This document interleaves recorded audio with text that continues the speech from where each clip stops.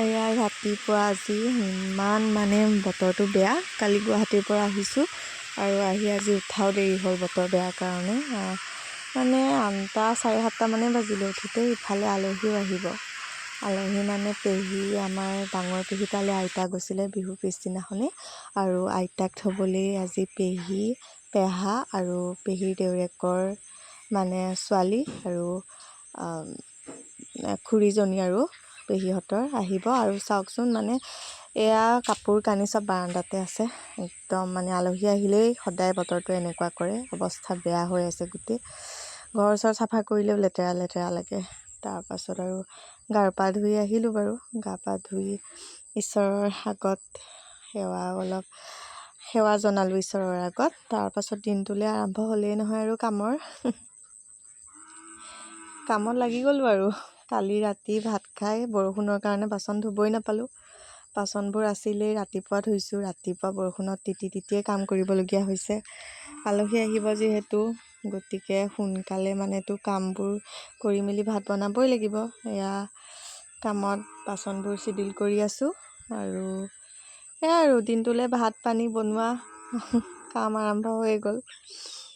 তাৰপাছত মই যিহেতু মানে মাছ আনিছে দেউতাই, মাংসও আনিছে, আৰু বাকী দালি ভাজিটো হ'বই। গতিকে মই মাছ মাংস নাখাওঁ যিহেতু, সেইকাৰণে দেউতাই মোৰ কাৰণে পনীৰ আনিছে। আৰু পেহীয়েও নাখায় বাৰু মাছ মাংস। পেহী আৰু মই পনীৰ খাম। মই পনীৰত একদম বাটাৰ আৰু গাখীৰ দি যে বনায়, বাটাৰ পনীৰ, বহুত ভাল পাওঁ। একদম বাটাৰটো দেউতাই সেইকাৰণে সৰহকৈ দি আনিছে, আৰু সৰহ মানে ডাঙৰটো আনিছে আৰু জোখৰটো। তাৰপিছতে গাখীৰো আনিছে। সেয়া আৰু দালি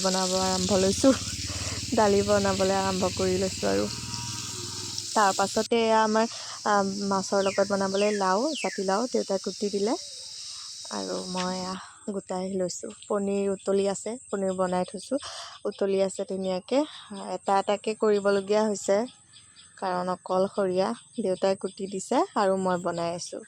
এয়া মাছ জাতিলাও বিলাহী দি বনোৱা মাছৰ তৰকাৰী হৈ গ'ল। এনেকৈ ধুনীয়াকৈ পেহীহঁতো আহি পালেহি, আৰু পেহীয়ে কামত লাগি গৈছে। দেউতাও লাগি গৈছে, আৰু দেউতাই সেয়া পেহীহঁতৰ খুৰী আৰু আইতা তামোল কাটি আছে ধুনীয়াকৈ। তাৰপাছত এয়া ভাজি বনাই আছোঁ মই, ভাজি আৰু ভাত। দেউতাই ইফালে ভাতত লাগিছে, মই ভাজিত বনাই আছোঁ। পাপৰ একদম মানে সেমেকি যাব যে পাপৰ, এনেকৈ ধুনীয়াকৈ পলিথিনতে ভৰাই থৈ দিছোঁ। পাপৰখিনি আগতে মানে ভাজি থৈ পেলাই। এয়া দেউতাই মাংসখিনি বনাব লৈছে। মই নাখাওঁ যে, বনাওঁ বাৰু মাংস, তথাপিও মানে একে উৎপাত হৈছে। ভাত খোৱা সময়ে পাৰ হৈ যোৱা নিচিনা। গতিকে দেউতাই মাংসখিনিত লাগিছে, আৰু পটল মই ফ্ৰাই কৰি আছোঁ। তাৰপাছত হৈছেহিয়ে লাহে লাহে ভাত পানী। ভাত বাঢ়িছোঁ আৰু লাহে লাহে সকলোকে আগে পেহাহঁতক খাবলৈ দিওঁ, তাৰপাছত আমি খাম আৰু আলহীক খাব দিওঁ। এয়া পেহীয়ে পানী বাকি আছে, আৰু পেহীহঁতৰ গাড়ীখনৰ চলাই অহা খুৰাজন, আৰু পেহাক দিলোঁ। তাৰপাছতে খুৰী আৰু আমাৰ টিকলিজনীয়ে খালে। তাইৰ নাম শিল্পী, তাই বহিছে, তাইক দিছোঁ খাবলৈ। তাৰপিছত সকলোৱে খালোঁ আৰু যাবই সময় হ'ল। সৰুকৈ মানে ভিডিঅ'টো বনাইছোঁ, চববোৰ দেখুওৱা নাই।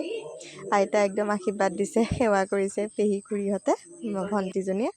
সেয়া যাবৰে হ'ল আৰু। আলহী আহিলে নাথাকিলে বৰ বেয়া লাগে, গুচি গ'লেগৈ।